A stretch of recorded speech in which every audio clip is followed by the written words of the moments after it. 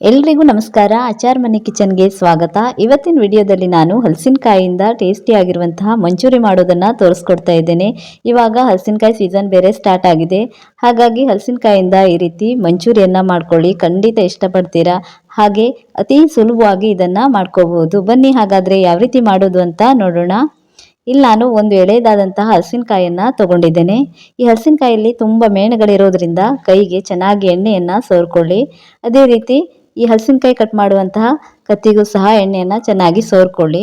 ಈ ರೀತಿ ಮಾಡೋದ್ರಿಂದ ಹಲಸಿನಕಾಯಿ ಮೇಣ ಕೈಗಾಗ್ಲಿ ಅಥವಾ ಕತ್ತಿಗಾಗ್ಲಿ ಮೆತ್ಕೊಳ್ಳೋದಿಲ್ಲ ಅನ್ನೋ ಉದ್ದೇಶದಿಂದ ನೋಡಿ. ಇವಾಗ ಹಲಸಿನಕಾಯಿಯನ್ನ ನಾವು ಕಟ್ ಮಾಡ್ಕೊಳ್ಳೋಣ. ಈ ಮಂಚೂರಿ ಮಾಡೋದಕ್ಕೆ ಎಳೆದಾದಂತಹ ಹಲಸಿನಕಾಯಿಯನ್ನ ತಗೋಬೇಕು. ಬೆಳೆದಿರುವಂತಹ ಹಲಸಿನಕಾಯಿ ಬರೋದಿಲ್ಲ. ನೋಡಿ ಇವಾಗಿದು ಕರೆಕ್ಟಾಗಿ ಪರ್ಫೆಕ್ಟ್ ಆಗಿದೆ ಮಂಚೂರಿ ಮಾಡೋದಕ್ಕೆ. ಈ ಮೇಣಗಳನ್ನ ಚೆನ್ನಾಗಿ ಒಂದು ಕಾಯಿ ಕತ್ತದಿಂದ ತೆಕ್ಕೊಳ್ಳಿ. ನಂತರ ಅದನ್ನ ಈ ರೀತಿ ಮಧ್ಯದಲ್ಲಿ ಸೀಳ್ಕೋಬೇಕು.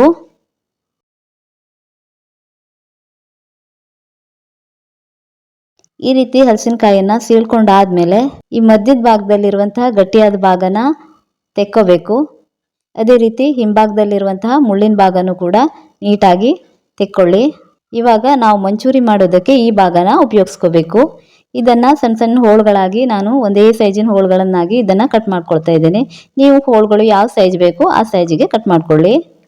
ಈ ರೀತಿ ಕಟ್ ಮಾಡಿಕೊಂಡಾದ್ಮೇಲೆ ನಾನು ಇದನ್ನ ನೀರಿಗೆ ಸೇರಿಸ್ಕೊಳ್ತಾ ಇದ್ದೇನೆ. ಇದರಿಂದ ಹೋಳುಗಳು ಕಪ್ಪಾಗೋದಿಲ್ಲ. ಅದೇ ರೀತಿ ಉಳಿದಿರುವಂತ ಎಲ್ಲಾ ಪೀಸ್ಗಳನ್ನ ಕಟ್ ಮಾಡಿಬಿಟ್ಟು ನೀರಲ್ಲಿ ಸೇರಿಸ್ಕೊಂಡು ಇಟ್ಕೊಂಡಿದ್ದೇನೆ. ನೋಡಿ ಈ ಸೈಜಿಗೆ ಕಟ್ ಮಾಡ್ಕೊಂಡಿದ್ದೇನೆ ನಾನು. ಇವಾಗ ಒಂದು ಪಾತ್ರೆಗೆ 1 ಸ್ಪೂನ್ ಆಗುವಷ್ಟು ಎಣ್ಣೆಯನ್ನ ಸೇರಿಸ್ಕೊಂಡು ಅದನ್ನ ಈ ಪಾತ್ರೆಗೆ ಚೆನ್ನಾಗಿ ಸವರ್ಕೊಳ್ತಾ ಇದ್ದೀನಿ.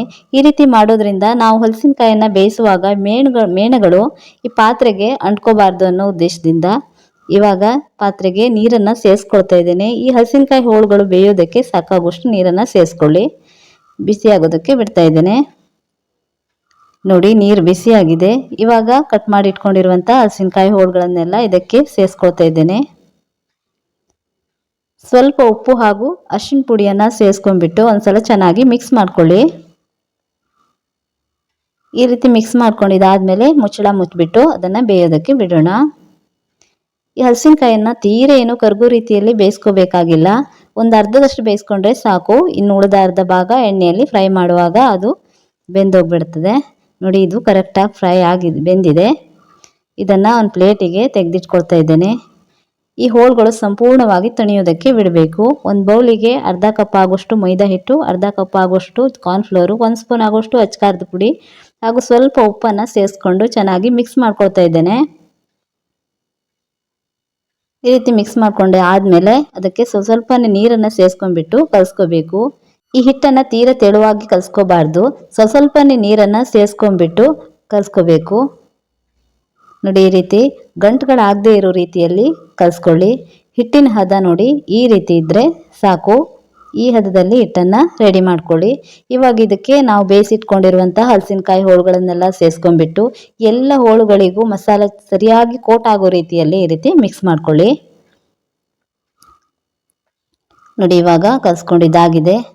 ಇವಾಗ ಒಂದು ಪಾತ್ರೆಗೆ ಎಣ್ಣೆಯನ್ನ ಸೇರಿಸ್ಕೊಳ್ತಾ ಇದ್ದೇನೆ. ಎಣ್ಣೆ ಚೆನ್ನಾಗಿ ಬಿಸಿ ಆದಮೇಲೆ ಈಗ ನಾವು ರೆಡಿ ಮಾಡಿ ಇಟ್ಕೊಂಡಿರುವಂತಹ ಹಲಸಿನಕಾಯಿ ಹೋಳುಗಳನ್ನ ಬಿಡಿಬಿಡಿಯಾಗಿ ಬಿಟ್ಕೋಬೇಕು. ಚೆನ್ನಾಗಿ ಕಾದಿರುವಂಥ ಎಣ್ಣೆಗೆ ಇದನ್ನ ಬಿಟ್ಕೊಳ್ಳಿ. ಬಿಟ್ಕೊಂಡಾದ್ಮೇಲೆ ಮಧ್ಯಮ ಉರಿಯಲ್ಲಿ ಇದನ್ನ ಫ್ರೈ ಮಾಡ್ಕೋಬೇಕು. ಮಧ್ಯದಲ್ಲಿ ಈ ರೀತಿ ಟರ್ನ್ ಮಾಡ್ಕೊಳ್ತಾ ಇರಿ. ಗ್ಯಾಸಿನ ಉರಿ ತೀರ ಜಾಸ್ತಿ ಆದರೆ ಹೊರಗಡೆ ಅಷ್ಟೇ ಸೀದೋಗುತ್ತೆ, ಒಳಗಡೆ ಬೇಯೋದಿಲ್ಲ. ಹಾಗಾಗಿ ಮಧ್ಯಮ ಉರಿಯಲ್ಲಿ ಇದನ್ನ ಬೇಯಿಸ್ಕೋಬೇಕು. ಈ ಹಲಸಿನಕಾಯಿ ಹೊರಗಡೆ ಕ್ರಿಸ್ಪಿ ಆಗಬೇಕು, ಒಳಗಡೆ ಸಾಫ್ಟ್ ಆಗಿ ಬೆಂದಿರಬೇಕು. ಆ ರೀತಿ ಫ್ರೈ ಮಾಡ್ಕೋಬೇಕು. ನೋಡಿ ಇದು ಫ್ರೈ ಆಗಿದೆ, ಕಲರು ಕೂಡ ಅಷ್ಟೇ ಚೆನ್ನಾಗಿ ಬಂದಿದೆ. ಇವಾಗ ಇದನ್ನ ತೆಗೆದಿಟ್ಕೊಳ್ತಾ ಇದ್ದೇನೆ. ಇಷ್ಟಾದರೆ ಸಾಕು. ಒಂದು ಪ್ಲೇಟಿಗೆ ತೆಗೆದಿಟ್ಕೊಳ್ತಾ ಇದ್ದೇನೆ. ಅದೇ ರೀತಿ ಇನ್ನೊಂದು ಬ್ಯಾಚನ್ನು ಕೂಡ ಚೆನ್ನಾಗಿ ಕಾದ ಎಣ್ಣೆಯಲ್ಲಿ ಈ ರೀತಿ ಬಿಡಿಬಿಡಿಯಾಗಿ ಬಿಟ್ಕೊಳ್ತಾ ಇದ್ದೇನೆ. ಇದನ್ನು ಅಷ್ಟೇ ಮಧ್ಯಮ ಉರಿಯಲ್ಲಿ ಕ್ರಿಸ್ಪಿ ಆಗೋ ತನಕ ಫ್ರೈ ಮಾಡಿಬಿಟ್ಟು ತೆಕ್ಕೊಳ್ಳಿ. ನೋಡಿ ಇದು ಕೂಡ ರೆಡಿ ಆಯಿತು. ಇದನ್ನು ತೆಗೆದಿಟ್ಕೊಳ್ಳೋಣ. ಇವಾಗ ಒಂದು ಪಾತ್ರೆಗೆ 2 ರಿಂದ 3 ಸ್ಪೂನ್ ಆಗುವಷ್ಟು ಎಣ್ಣೆನ ಸೇರಿಸ್ಕೊಳ್ತಾ ಇದ್ದೇನೆ. ಎಣ್ಣೆ ಬಿಸಿ ಆದಮೇಲೆ ಸಣ್ಣದಾಗಿ ಕಟ್ ಮಾಡಿರುವಂತಹ ಬೆಳ್ಳುಳ್ಳಿ, ಅದೇ ರೀತಿ ಶುಂಠಿಯನ್ನು ಸೇರಿಸ್ಕೊಳ್ತಾ ಇದ್ದೇನೆ. ನೀವು ಶುಂಠಿ ಬೆಳ್ಳುಳ್ಳಿ ಪೇಸ್ಟ್ ಬೇಕಾದರೆ ಅದನ್ನು ಸೇರಿಸ್ಕೋಬಹುದು. ಆದರೆ ಈ ರೀತಿ ಕಟ್ ಮಾಡಿಬಿಟ್ಟು ಸೇರಿಸ್ಕೊಳ್ಳೋದ್ರಿಂದ ಫ್ಲೇವರ್ ತುಂಬ ಚೆನ್ನಾಗಿ ಬರ್ತದೆ. ಕಟ್ ಮಾಡಿರುವಂಥ ಹಸಿಮೆಣಸಿನ್ಕಾಯಿ ಹಾಗೂ ಕ್ಯಾಪ್ಸಿಕಮನ್ನು ಸೇರಿಸ್ಕೊಳ್ತಾ ಇದ್ದೇನೆ. ಹೈ ಫ್ಲೇಮಲ್ಲಿ ಇದನ್ನು ಫ್ರೈ ಮಾಡ್ಕೋಬೇಕು. ಇವಾಗ ಇದಕ್ಕೆ ಒಂದು ಈರುಳ್ಳಿಯನ್ನು ಸಣ್ಣ ಸಣ್ಣದಾಗಿ ಕಟ್ ಮಾಡಿಬಿಟ್ಟು ಸೇರಿಸ್ಕೊಳ್ತಾ ಇದ್ದೇನೆ. ಇವಾಗ ಈರುಳ್ಳಿ ಕ್ಯಾಪ್ಸಿಕಮ್ ಎಲ್ಲವನ್ನು ಕೂಡ ಹೈ ಫ್ಲೇಮಲ್ಲಿ ಫ್ರೈ ಮಾಡ್ಕೊಳ್ಳಿ. ಈ ಮಂಚೂರಿಯನ್ನು ಸಾಮಾನ್ಯವಾಗಿ ಹೈ ಫ್ಲೇಮಲ್ಲೇ ಈರುಳ್ಳಿನೆಲ್ಲ ಫ್ರೈ ಮಾಡ್ಕೋಬೇಕು, ತೀರಾ ಸಾಫ್ಟಾಗಿ ಫ್ರೈ ಮಾಡ್ಕೊಳ್ಳೋದಿಲ್ಲ. ಇವಾಗ ಇಲ್ಲಿ 2 ಸ್ಪೂನ್ ಆಗುವಷ್ಟು ಟೊಮೆಟೊ ಸಾಸನ್ನು ಸೇರಿಸ್ಕೊಳ್ತಾ ಇದ್ದೇನೆ. 1 ಸ್ಪೂನ್ ಆಗುವಷ್ಟು ಸೋಯಾ ಸಾಸನ್ನು ಸೇರಿಸ್ಕೊಳ್ತಾ ಇದ್ದೇನೆ. ಇವಾಗ ಇದನ್ನು ಒಂದ್ಸಲ ಚೆನ್ನಾಗಿ ಮಿಕ್ಸ್ ಮಾಡ್ಕೋಬೇಕು. ಇವಾಗ ಸಾಸ್ ಸೇರಿಸಿದಂತಹ ಸ್ಪೂನಿಗೆ ಸ್ವಲ್ಪ ನೀರನ್ನು ಸೇರಿಸ್ಕೊಂಡ್ಬಿಟ್ಟು ಇದಕ್ಕೆ ಸೇರಿಸ್ಬಿಟ್ಟು ಮಿಕ್ಸ್ ಮಾಡ್ಕೊಳ್ತಾ ಇದ್ದೇನೆ. ಇವಾಗ 1 ಸ್ಪೂನ್ ಆಗುವಷ್ಟು ವಿನೆಗರನ್ನು ಸೇರಿಸ್ಕೊಂಡಿದ್ದೇನೆ. ವಿನೆಗರನ್ನು ಸೇರಿಸ್ಕೊಂಡಾದ್ಮೇಲೆ ಈ ರೀತಿ ಒಂದ್ಸಲ ಮಿಕ್ಸ್ ಮಾಡಿಬಿಟ್ಟು ಇವಾಗ ನಾನು 1 ಕಪ್ ಆಗುವಷ್ಟು ನೀರನ್ನು ಸೇರಿಸ್ಕೊಳ್ತಿದ್ದೇನೆ. 1 ಸ್ಪೂನ್ ಆಗುವಷ್ಟು ಸಕ್ಕರೆ ಹಾಗೂ ಸ್ವಲ್ಪ ಉಪ್ಪನ್ನು ಸೇರಿಸ್ಕೋಬೇಕು. ಉಪ್ಪನ್ನು ನೋಡ್ಬಿಟ್ಟು ಸೇರಿಸ್ಕೊಳ್ಳಿ. ನಾವು ಹಲಸಿನಕಾಯಿ ಬೇಯುವಾಗ ಉಪ್ಪನ್ನು ಸೇರಿಸಿದ್ದೀವಿ ಹಾಗೂ ಮಸಾಲೆ ಕೋಟಿಂಗು ಕೂಡ ಸೇರಿಸಿದ್ದೇವೆ, ಹಾಗಾಗಿ ಒಂದು ಸ್ವಲ್ಪ ಸೇರಿಸ್ಕೊಳ್ಳಿ. ಈ ರೀತಿ ಚೆನ್ನಾಗಿ ಮಿಕ್ಸ್ ಮಾಡ್ಕೊಂಡಾದ್ಮೇಲೆ ಒಂದು ಕುದಿಸ್ಕೋಬೇಕು. ಇವಾಗ ಕುದೀತಾ ಇದೆ. 1 ಸ್ಪೂನ್ ಆಗುವಷ್ಟು ಕಾರ್ನ್ಫ್ಲೋರಿಗೆ ಸ್ವಲ್ಪ ನೀರನ್ನು ಸೇರಿಸ್ಕೊಂಡ್ಬಿಟ್ಟು ಇದಕ್ಕೆ ಸೇರಿಸ್ಕೊಳ್ತಾ ಇದ್ದೇನೆ. ಇದರಿಂದ ಗ್ರೇವಿ ಸ್ವಲ್ಪ ದಪ್ಪ ಆಗಿ ಜ್ಯೂಸಿ ಥರ ಇರ್ತದೆ ಹಾಗೂ ತಿನ್ನೋದಕ್ಕೂ ಕೂಡ ಅಷ್ಟೇ ಚೆನ್ನಾಗಿರ್ತದೆ. ನೋಡಿ, ಇದು ಕುದೀತಾ ದಪ್ಪ ಆಗ್ತಾ ಉಂಟು. ಇವಾಗ ಈ ಸಂದರ್ಭದಲ್ಲಿ ನಾವು ಫ್ರೈ ಮಾಡಿ ಇಟ್ಕೊಂಡಿರುವಂಥ ಹಲಸಿನಕಾಯಿ ಹೋಳುಗಳನ್ನು ಸೇರಿಸ್ಕೋಬೇಕು. ಇದನ್ನು ಸೇರಿಸ್ಕೊಂಡಾದ್ಮೇಲೆ ತೀರಾ ಏನು ಫ್ರೈ ಮಾಡ್ಕೋಬಾರ್ದು, ಜಸ್ಟ್ 1-2 ಸಲ ಈ ರೀತಿ ಮಿಕ್ಸ್ ಮಾಡಿಕೊಂಡ್ರೆ ಸಾಕು. ಈ ರೀತಿ ಮಿಕ್ಸ್ ಮಾಡ್ಕೊಂಡಾದ್ಮೇಲೆ ಗ್ಯಾಸನ್ನು ಆಫ್ ಮಾಡಿಬಿಟ್ಟು ಮೇಲ್ಗಡೆ ಒಂದು ಸ್ವಲ್ಪ ಕೊತ್ತಂಬರಿ ಸೊಪ್ಪನ್ನು ಸೇರಿಸ್ಕೊಂಡ್ಬಿಟ್ರೆ ಟೇಸ್ಟಿ ಆಗಿರುವಂತಹ ಹಲಸಿನಕಾಯಿ ಮಂಚೂರಿ ರೆಡಿ ಆಯಿತು ನೋಡಿ. ಇವಾಗ ತುಂಬ ಚೆನ್ನಾಗಿ ಬರ್ತದೆ. ಈ ಹಲಸಿನಕಾಯಿ ಮಂಚೂರಿ ತಿಂದಮೇಲೆ ನೀವು ಗೋಬಿ ಮಂಚೂರಿಯನ್ನೇ ಮರ್ತು ಬಿಡ್ತೀರ, ಅಷ್ಟು ಚೆನ್ನಾಗಿ ಬರ್ತದೆ ಇದು. ಇವಾಗ ನಾನು ಇದನ್ನು ಒಂದು ಪ್ಲೇಟಿಗೆ ಸರ್ವ್ ಮಾಡ್ತಾ ಇದ್ದೇನೆ. ನೋಡಿ ಎಷ್ಟು ಚೆನ್ನಾಗಿ ಬಂದಿದೆ ಅಲ್ವಾ, ಟೇಸ್ಟು ಕೂಡ ಅಷ್ಟೇ ಚೆನ್ನಾಗಿರ್ತದೆ.